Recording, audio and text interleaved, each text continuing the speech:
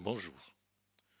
Dans cette vidéo, nous allons traiter un contrôle continu de la classe de première, nouveau programme. Ici, nous traitons la première partie qui commence par un premier exercice qui est un QCM. Ce QCM comprend 5 questions. Pour chacune des questions, une seule des 4 réponses proposées est correcte et les questions sont indépendantes. Alors, première question, pour tout x réel, exponentielle x, le tout puissance 3 est égal à, petit a, exponentielle x fois exponentielle 3, petit b, exponentielle x plus 3, petit c, exponentielle 3x, et petit ou, petit d, exponentielle x puissance 3. Alors commençons par cette question. Alors dans cette question, rappelons que exponentielle x puissance n, lorsque x est un réel et n est un entier, est égal à exponentielle nx, cela vient du fait que exponentielle x fois exponentielle y est égal à exponentielle x plus y, et donc exponentielle x puissance 3, qui n'est autre que exponentielle x fois exponentielle x fois exponentielle x 3 fois, est égal à exponentielle x, c'est-à-dire 3x. Et donc finalement, nous avons la réponse petit c. Donc réponse C. Pour la question 2,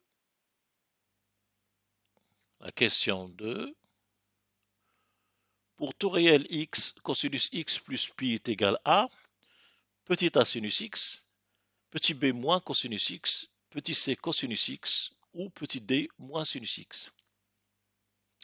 Alors, cosinus de x plus pi, en appliquant l'une des formules de cours, c'est cosinus x cosinus pi moins sinus x sinus pi. Alors, sinus pi est égal à 0, donc ce produit sinus x fois sinus pi est nul, et cosinus pi est égal à moins 1, ça fait moins cosinus x.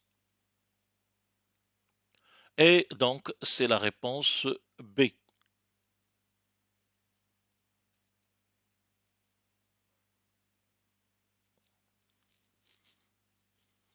Alors, continuons. Nous passons donc à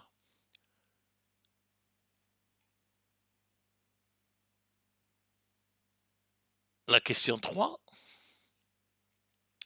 On souhaite modéliser le niveau de la mer par une suite UN, de façon que U0 représente le niveau de la mer en millimètres en 2003, et que UN représente le niveau de la mer en millimètres N années après 2003. On constate une hausse assez rapide du niveau de la mer qu'on estime à 3,3 mm par an depuis 2003. Pour traduire ce constat, la suite UN doit être petit a, une suite géométrique de raison 3,3, petit b, une suite géométrique de raison 1,033, petit c, une suite arithmétique de raison 1,033, ou petit d, une suite arithmétique de raison 3,3. Alors, notons que U0 correspond à 2003. C'est le niveau de la mer en millimètres en 2003. Alors, N années après 2003, le niveau sera noté UN. Et N plus une année après 2003, le niveau sera noté UN plus 1. Or, nous savons que quand on passe d'une année à l'autre, il y a une hausse de 3,3 mm. Autrement dit, UN plus 1 est égal à UN plus 3,3. Et par conséquent, il s'agit bien d'une suite arithmétique de raison 3,3. Et on voit donc que c'est la réponse D. Question suivante. Les figures ci-dessous représentent 4 polynômes du second degré dans un repère orthonormé et le signe de leur discriminant. Parmi ces propositions, laquelle est juste? Alors dans la première, nous avons donc sur chaque figure une courbe et le signe du discriminant delta. Alors commençons par la dernière. Delta est négatif et nous voyons ici qu'il y a un point d'intersection avec l'axe, ça veut dire qu'il y a une racine, ce n'est pas possible. Pour le C, delta est strictement positif, il y a donc deux racines, on devrait avoir deux points d'intersection de la courbe avec l'axe des abscisses, ce n'est pas le cas. Petit b, delta est nul, on devrait avoir une seule racine, or il y a deux points d'intersection avec l'axe des abscisses, ce n'est pas possible. Rappelons que les points d'intersection sont les abscisses des solutions. Et enfin, petit a, delta est positif, on devrait avoir deux points, et c'est le cas. Autrement dit, la bonne réponse est la réponse A. Passons à la question suivante. Le plan est rapporté à un repère orthonormé. D est une droite dont une équation cartésienne est 2x moins y plus 3 égale 0. Parmi ces propositions, laquelle est juste? Petit a, la droite D passe par le point de coordonnées 2,2, 1. Alors, si on remplace ici, nous allons trouver x égale 2, ça fait 4. Moins y moins 1, ça fait 3 plus 3, ça fait 6, sinon pas 0. Donc, le petit a n'est pas possible. La droite D est dirigée par le vecteur de coordonnées moins 1, 2. Alors là, on va rappeler que quand on dispose de l'équation ax plus by plus c égale 0 d'une droite, on sait qu'un vecteur directeur est donné par moins b a et un vecteur normal est donné par a b.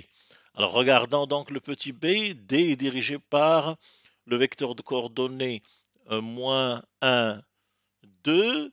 Ce vecteur devrait être donc collinéaire avec le vecteur tangent. Le vecteur tangent qu'on peut retirer, qu'on peut donc tirer de cette équation, c'est moins b. Alors b c'est moins 1, d'accord? B c'est moins 1 et A c'est 2. Alors moins BA ça va être 1, 2 qui n'est pas proportionnel au vecteur moins 1, 2. Le vecteur de coordonnées 2, moins 1 est normal à la droite D. Alors, un vecteur normal, c'est AB, ben c'est justement 2 moins 1, donc la réponse c'est juste. On peut s'arrêter là, mais on peut quand même vérifier si D est vrai ou fausse. Le point d'intersection de la droite D avec l'axe des abscisses a comme coordonnée 0,3. C'est faux car on doit avoir y égale 0. Et par conséquent, ici, la bonne réponse est C.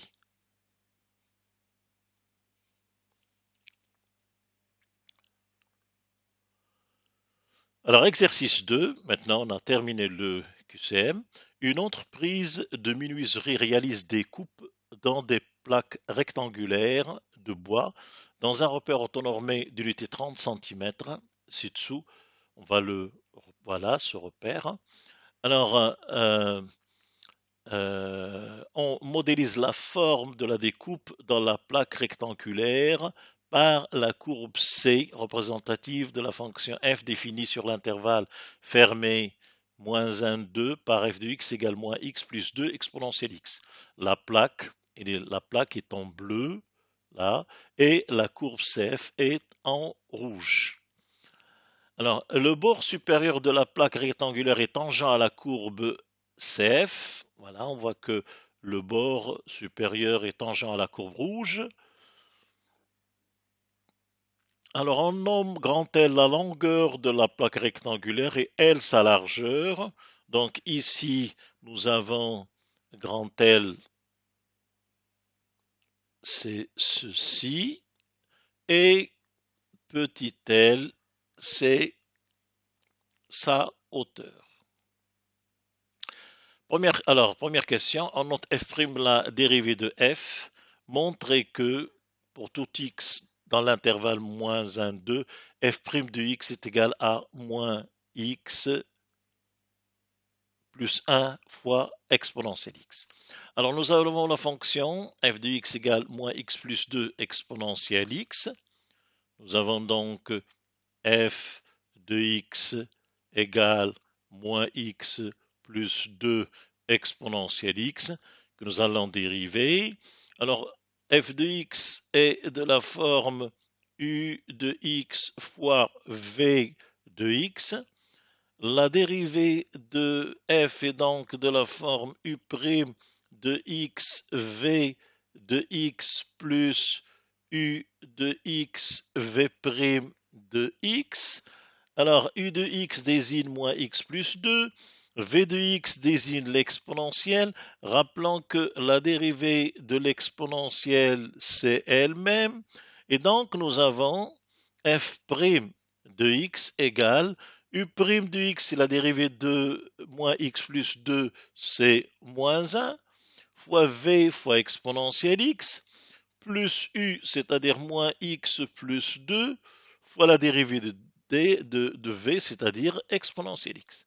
Et on trouve donc que la dérivée f' de x est égale à moins 1 moins x plus 2 exponentielle x, on met exponentielle x en facteur, qui donne bien la valeur demandée, moins x plus 1 exponentielle x. Revenons à l'exercice, moins x plus 1 exponentielle x, donc. Alors, en déduire le tableau de variation de la fonction f sur l'intervalle moins 1, 2.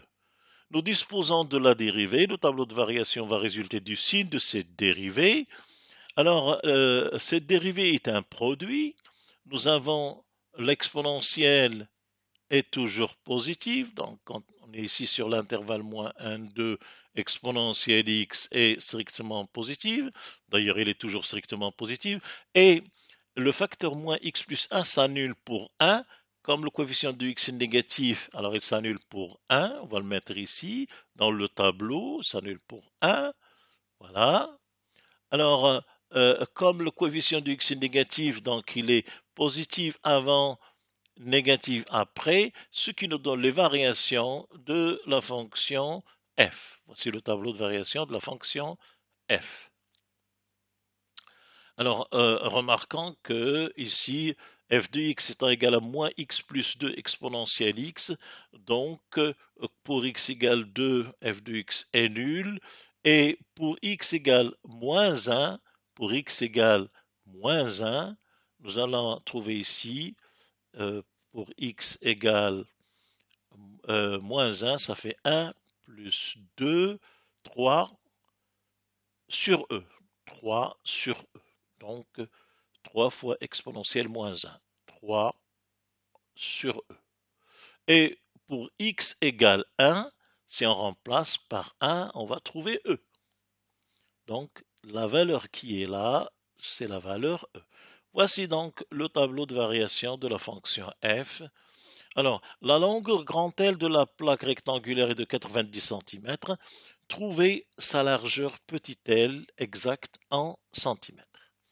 Alors ici, la largeur, on voit bien que la frontière supérieure de la plaque est tangente à la courbe. Alors, il est tangente à la courbe, ça veut dire qu'en ce point de la courbe, il y a une tangente horizontale, c'est-à-dire un point où la dérivée s'annule. Or, notre dérivée s'annule pour x égale 1, et par conséquent, l'ordonnée de ce point, c'est l'image de 1 par la fonction f. Donc, l'ordonnée du point où la courbe en haut est tangente à la courbe CF, où la droite en haut est tangente à la courbe CF, est l'image du point 1. Or, f de 1, comme on l'a vu, est égal à E. Alors, il faut voir aussi que l'échelle ici, de moins 1 à 2, nous avons 3 qui est représenté par 90 cm, c'est ça, 90 cm. Donc, l'unité est de 30 cm. Et par conséquent, petit l est égal à 30 multiplié par E cm. Je vous remercie.